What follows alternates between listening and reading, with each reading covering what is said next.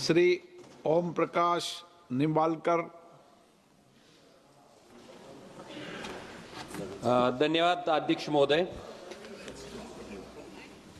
सोलापूर, धाराशिव आणि बुलढाणा ह्या तिन्ही जिल्ह्याच्या दृष्टीने अतिशय महत्त्वाच्या एका रेल्वे मार्गाचा विषय, या विषयाकडे आपल्या माध्यमातून मी सन्माननीय रेल्वे मंत्री महोदयाचं लक्ष वेधू इच्छितो। सभापती महोदय, पंढरपूरला विठ्ठल रुक्मिणीचं मंदिर आहे आणि शेगावला संत गजानन महाराजांचं त्या ठिकाणी तीर्थक्षेत्र आहे।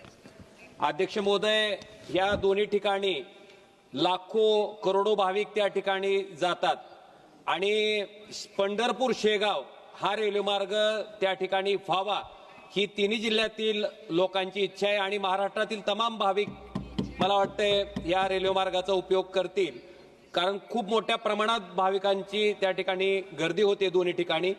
त्याचबरोबर भूमपरांडा तालुक्यातील लोकांची सुद्धा मोठ्या प्रमाणात मागणी आहे।